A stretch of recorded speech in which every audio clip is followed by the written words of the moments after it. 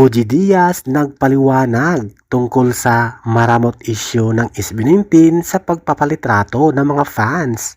Pinabulaanan at pinagtanggol ni OG Diaz ang SB19 laban sa mga bashers na sinasabing maramot di umano ang ating The King of P-pop sa pagpapapicture. Narito, panoorin at pakinggang mabuti ang video na kung saan pinagtanggol pa nga dito ni OG Diaz ang ating The King of P-pop. Picture, no? Bigla ko naalala, no? Kasi merong nag-ano sa akin, i-call out mo naman to, Mama Ox, alin?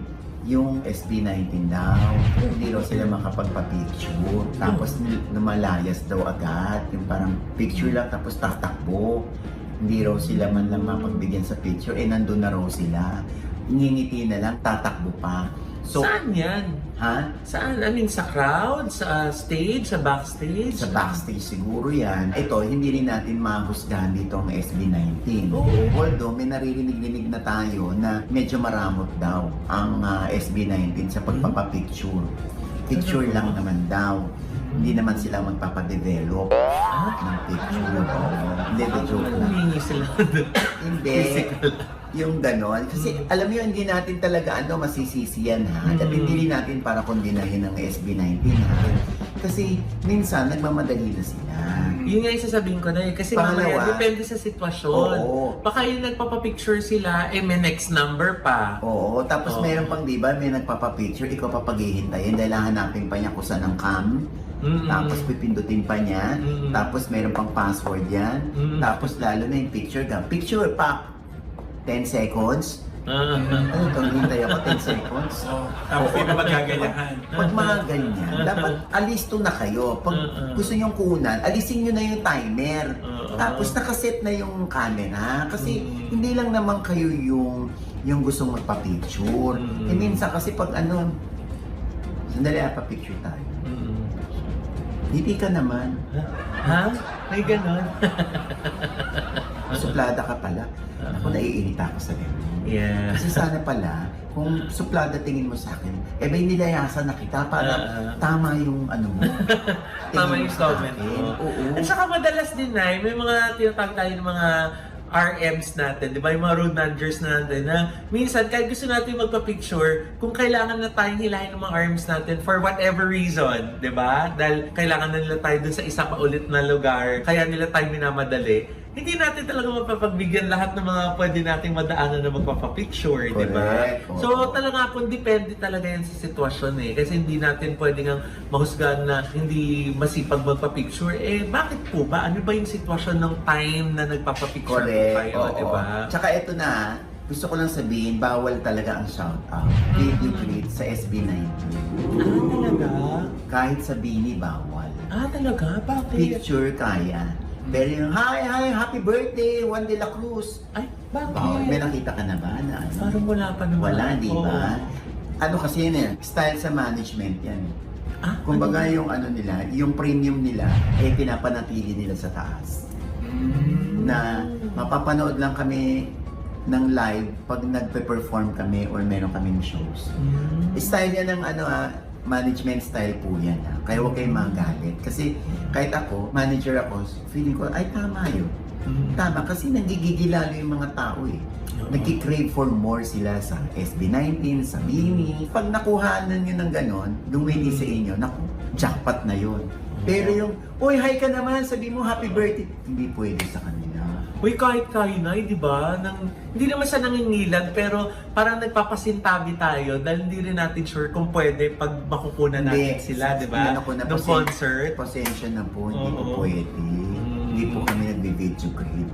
Kasi ang katwiran nila, pag nag-video grade po kami ngayon, dapat pagbigyan namin lahat ng nagpapa-video grade. Tama naman. Kaya nga Tito Oji, si Diwata nga napapagod mag shoutout ng mga kasikatan.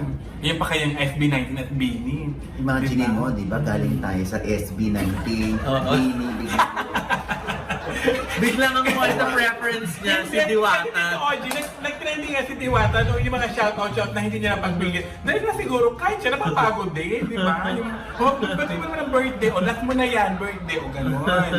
di ba? At napapagod. Oo, anyway, intindihin natin yan. Kaya nga, alam mo, okay lang naman yung suplado naman to. Lumaki na ulo nito. Hindi kasi nagpa-picture, ganyan-ganyan. Tanggapin nyo na yon. mas nakakabuisit yung wala namang narating pero suplada, ayaw magpa-picture. Oh, diba? Ako, mas patatawarin ko na yung, kasi sikat sila eh. Kaya siguro, isa sa mga usapan nila or deal nila, walang video greet, walang shout out. Pero, pansinin niyo pag mga artista yan, like sina Piolo, sina Joshua Garcia, papapicture sila. Nagbi-video greet din yung mga yan. Kasi wala naman silang grupo. Nagtataka lang ako, Tito Oji, dyan kay Estelle. Bakit kung kailang gumanda ang mukha, saka parang ayaw magpa-picture.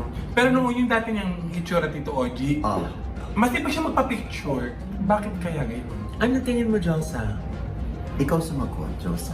Ako ayoko magsalita dyan, Josa. Dahil ikaw nagtanong, ikaw yung sumagot. Ako nga, Tito Oji, nakakapagod din magpa-picture. Diyosa pala ang ito ha, Diyos ko, wala pang nararating. Nakakapagod din magpaganyan. At saka, wala pang pinagagawa sa mukha ko, Tito Oji. Napapagod ka na. Oo, napapagod na ako. Diyos ko.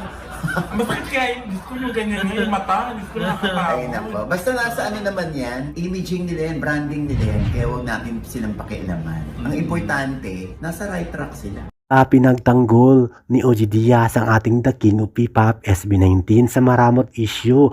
Talagang pinaliwanag ni OG Diaz at Mami Loy kung bakit ganyan ang SB19, sobrang busy, hectic schedule. Siguro may kasunod pa ng mga fans na magpapalitrato sa kanila. Napapagod din ang SB19, subalit kahit walang tulog ay nakangiti at kaway-kaway sila sa kanilang mga fans.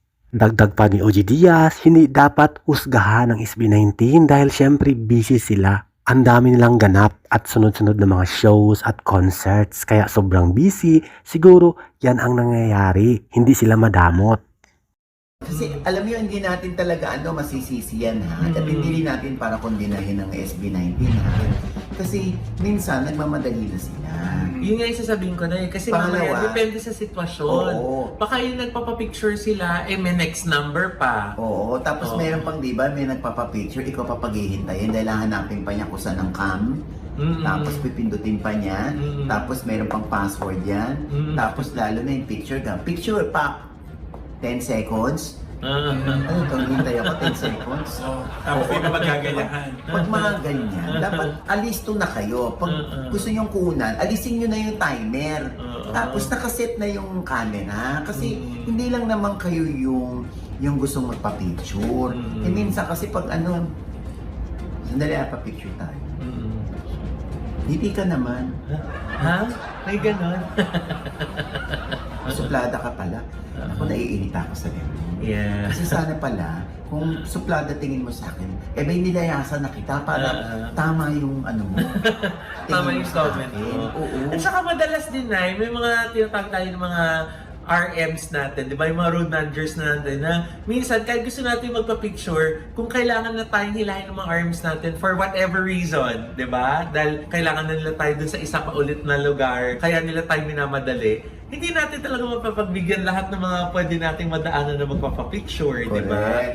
Thank you for watching, guys. See you in the next video and update. Please like and subscribe to my channel. Keep watching. God bless everyone and always remember, be yourself and be a good one.